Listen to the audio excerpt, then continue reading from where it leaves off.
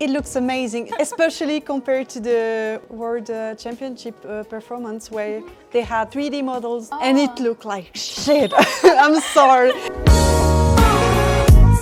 Thank you. You ready? Yes, sir. Let's go. Do you know it? Yeah.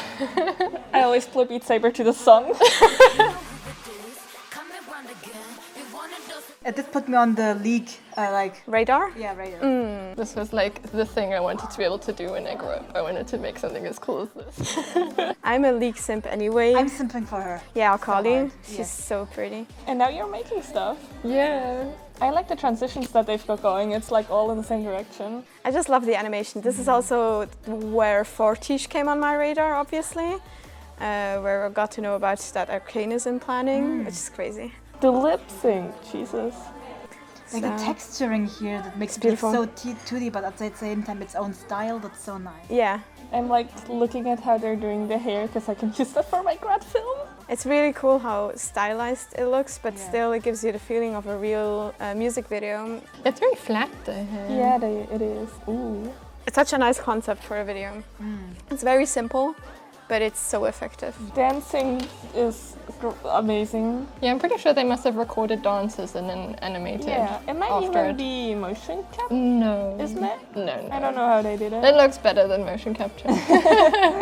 To take virtual characters and make a band out of them and Gorillas. not make it cringe. Yeah. She's so cool. I used to have a like minor crush on her. I love how they do masks. That's so cool. Yeah. The mask is so cool. So cool. Everybody went batshit crazy when this came out because of Akali. And the woman in the background. Yeah, Evelyn. Like, changes. Like the paint splatters, so cool. It's a nice transition. Yeah. Oh, Ari, my beloved. The texture on the tails is so beautiful. I don't even know what to say. It's just really cool. Yeah. Just enjoying watching. Yeah. 2D. Yeah, the 2D VFX. The glasses, are they 2D? No. They're 3D. They're just textured. They're so beautiful. Oh, look at this. This also is like a song you can't help but dance to. It is. Now that More came out, this feels a bit slow, this song, but it has so much power. Also, this is a K-pop song written entirely by Western people, and it still feels like K-pop. It's crazy. Yeah, nice 2D effect. Yeah. Do you think it's 2D? I don't know. A lot of them look like 2D and animated. Not these ones. No, but no. like the smoke and like the paint. Yeah. Like these ones. Yeah. These are definitely 2D. That's 2D. Yeah. I mean, they have I Korean love and the scene, like how it like zooms out and then this power is also so nicely used. So much hip movement. Yeah. I mean, that's what gives it a lot of weight. again, it's very simple technically because you're just zooming out, but it's at the same time so complex. It's beautiful. Yeah. So good. Let me give you the info. Yes, please. KTA is a virtual band by Riot. Its members are Ari, Akali, Evelyn, and Kaisa. So-yeon and mi-yeon from I-DLE, Madison and Jaira provided their voices for the song. The band was created for the League of Legends 2018 World Championship. The music video was created by Fortiche Productions. Of course it was. Of course it was. Yeah, it looks so good. I feel like it's hard to say something new about this because if people really like this song, they probably have seen so many reactions already. So I guess we have to talk a little bit more about animation. That's really cool, the silhouette that she has. It's probably not physically accurate, but it's way more important that it looks good. I wonder if they painted over it in 2D or if this is a part of the, like... I would say it's probably a light. My bet is that it's painted over actually, from the way it looks. These are always the same kind of strokes, and then just parts of it are missing occasionally. I don't know, I feel like that would be faster to just like draw over than if you had to like tweak the lights and the shaders. In this whole short, the camera is always going backwards. We can never touch them. They're always out of reach. This is a simple concept, but you have to think of that and you have to execute it nicely. Yeah, it keeps going out. It's really nice. Oh, that's the character you thought was creepy? Yeah. I think it's her mouth, like the teeth. It's her nails. Always nice composition in the center. The focus usually is very, very central. When you don't have any camera pans, it's hard to guide your eye to somewhere else in the frame, so they keep it in the middle lines. Here at the start, the zooms, they're also always going so fast, so I think it would also be a bit hard if you put the focus on suddenly in this side. Evelyn, for example, here, she's not in the center, but she's also not in focus. This is the most saturated part here, so you kind of focus on here. Because Evelyn is a character that is in the shadows, you're not supposed to look at her. Oh, it's a picture. I was gonna say here that the background looks kind of like weird and out of style, but it's on purpose. Yeah. Everything is quite realistic. Or so painterly. But it works for me. It works. And somehow her tail fits too. It's a little bit like contrasted with the yellow, but it fits.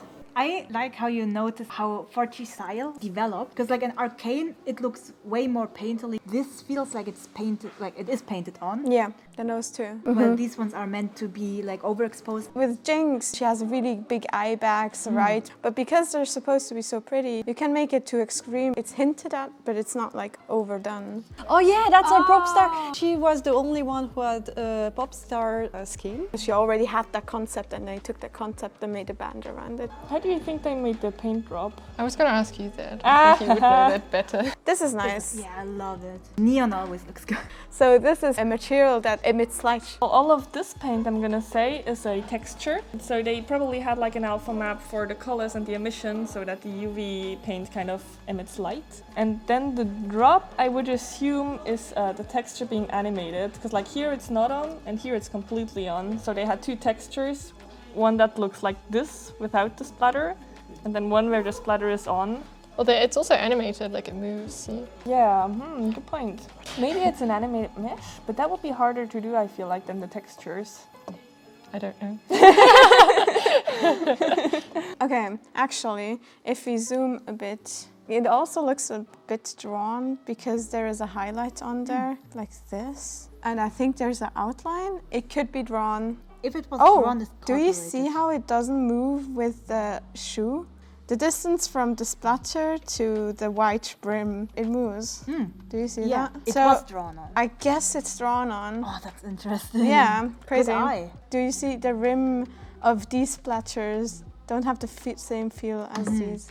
Yeah, there's not the same outline on it. Yeah. You would think that shots where characters are moving a lot and there's a lot of action are more difficult than a shot like this. But it's actually really difficult to have shots where characters just stand still because the characters look dead really quickly. It's easy to overlook it in real life when you see someone standing still. Like even if they're not doing anything at all, they still move all the goddamn time. In 2D you can have still images that just don't move at all. Like in anime, you see that a lot. And it won't really bother the viewer at all. But if you had that in 3D, you would notice it straight away. It would look really bad. I love the mask. Like, it's such a nice idea because you hide your face, but with the mask moving, it gave so much more character. You're not very expressive with a mask, aren't you? You have to show only through the eyes. It's a very nice solution. I love the mask. It's such a good concept. I really wonder how they did it. If they composited it on top, or if they did a texture, or if they rigged it in. Her hair is really cool. Yeah, Like that. It's a teeny tiny detail. I don't even know if it was on purpose, but I love how this shade kind of mirrors the shape of her hair. Those lines look like as if they just took a picture and were like, protect from view on planet. But that's nice. That's a reference to tag. When you're in a building, you can see the picture only from one side. From one side, yeah. Kind of nice. Yeah, it would look really weird if the camera shifts it just a little Oh bit. yeah, it would look like nothing. Yeah, basically you have the finished picture the way you want it, which will probably be around here. And then you just draw the thing over it. They probably didn't work with Blender, but in Blender you project the UVs from view so that your little painting that you did in Photoshop looks exactly like this in the 3D view. So it's like a real life projection. And then That's such a nice transition. always the transition like that. Fortiche swears on not using motion capture, so this was definitely not motion captured. Oh god. They had dancers that they got and they were like, hey, can you dance? And then they referenced it heavily, but it's not motion captured. I think they wanted to put irregularities that are specific to the characters. Yeah, they're not perfectly synchronized. Yeah, it's that thing again with you want to create imperfections in 3D because it's too easy to make it look too perfect. The easy way would be to just animate one rig and then you basically copy the animations from that rig onto the other characters. And then if you're lazy, you can also just like offset the time a little bit. So one starts like 3 frames later, then you get already a little bit of imperfection. And then if you're fancy about it, you can go in and tweak some little movements, which is what they probably do because they're fancy. Like she's already down here with the arm, she's still up. She's already down, she's still half. It's just they have their own dancing styles and they wanted to incorporate that. I take it, they animated it once, copy-pasted it, and then went back into every single character and redid some of the movements to make it more characterized. The people at Fortiche are fucking crazy. Yeah, see, look at her claws. Yeah, okay. I see what you mean. I think here you see it the best that everybody goes up with the hand normally. Evelyn does a little flick with her wrist. Yeah. Here. Whoop.